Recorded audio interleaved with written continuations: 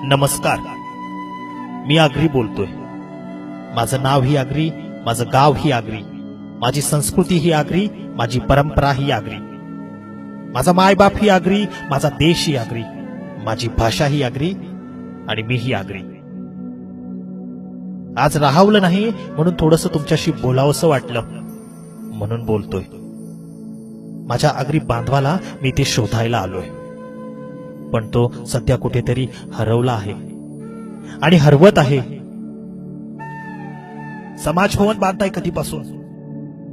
बाकीच्या समाजांचे समाज भवन झटपट उभे राहिले, पण माझा समाज भवन अजूनही उपेक्षित आहे. आज तुम्ही आग्र्यांना एक मैदान आणि एक समाज भवन उपलब्ध करून देत नाही, हे दुर्भाग्य आहे. एखादी बिल्डिंग बांधायची असेल तर सगळं झटपट उभं राहतं, पण माझा समाज भवन बांधायचा असेल तर नुसतं आश्वासनच. थकलोय रे मी, आता खूप थकलोय. किती दिवस या खोट्या आश्वासनांना सामोरे जाणार? ही आश्वासने आता नकोशी वाटताय. जे आपलेच आले आणि गेले त्यांनी ही आश्वासनेच दिली, आणि जे आहेत तेही आश्वासनेच देत आहेत. कुणाकडे जाणार आता? हा पेच प्रसंग निर्माण झाला आहे. किती वेळा तरी ऐकतो मी, आपलेच बांधव बोलतात, कधी आहे तुमचा आगरी महोत्सव? कधी आहे तुमचा आगरी महोत्सव? का तुम्ही काय आगरी नाही का? लाज वाटते आगरी असल्याची? अरे हक्काने सांगा, कधी आहे आपला आगरी महोत्सव? सामील व्हा, त्याच्यात सहभागी व्हा. अरे तुम्ही पण त्याचा एक हिस्सा आहात. समाजामध्ये जनजागृती निर्माण करण्याचा प्रयत्न केला. उद्देश एकच होता की चांगल्या गोष्टी आपल्या समाजामध्ये पोहोचायला हव्या. या चांगल्या गोष्टीमुळे आपल्या समाजात बदल झाला पाहिजे, समाज पुढे गेला पाहिजे. चार चौघात माझ्या आग्र्याची मान ताट असायला हवी.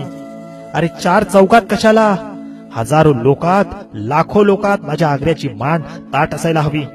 एवढे वर्ष बघितले मी आगरी महोत्सव मध्ये कुठल्याच पक्षाचा झेंडा पोरांनी लावला नाही आणि कुठल्याच नेत्याचा फोटो दिसला नाही. कितीतरी लोकांनी ऑफर दिल्या, कितीतरी लोकांनी ऑफर दिल्या, एवढे एवढे पैसे घ्या आणि आमचा फोटो लावा, आमचा पक्षाचा फोटो लावा, आमचे झेंडे लावा. पण कधीही असं केलं नाही. आगरी महोत्सव हा संस्कृतीचा उत्सव आहे. आगरी महोत्सव हा परंपरेचा उत्सव आहे. आगरी महोत्सव हा विचारांचा उत्सव आहे. आगरी महोत्सव हा शिक्षणाचा उत्सव आहे. आगरी महोत्सव हा आपल्या माणसांचा आहे. इथे बसलेल्या प्रत्येकाच्या अंगात रक्त सळसळत आहे. इथे बसलेल्या प्रत्येकाच्या अंगात रक्त सळसळत आहे, पण कुठे पाऊल टाकावं हे धाडस मात्र कळत नाही त्यांना. अरे आपल्या माणसाला आपण मदत नाही करणार, मग कोण मदत करील? माझा आगरी मोडेल पण वाकणार नाही. त्याच्यात शून्यातून विश्व निर्माण करण्याची ताकद आहे. समाजाच्या हितासाठी काही करायचं असेल तर बाकीच्या समाजामध्ये लोक कसे जमतात, लोंढेच्या लोंढे. पण आपल्यात असं काहीच होत नाही. उठा आग्र्यांनो, उठा, पेटून उठा आग्र्यांनो, पेटून उठा. टीका करणारे हे टीकाच करतात. त्या टीकेमध्ये काही सुधारणा करून ती गोष्ट नवीन कशी करू शकतो हे धाडस मुळातच टीकाकाराच्या अंगात नसतं. त्यांचा एकच उद्देश असतो की समोरच्याला त्रास देणं, समोरच्याचं वाईट होणं. म्हणून टीकेला कधीही घाबरू नका. चांगले चांगले उपक्रम पोरांनी सुरू केले, पण समाज बांधवांनी त्यांना हवा तितका प्रतिसाद नाही दिला. उद्देश पोरांचा चांगला होता.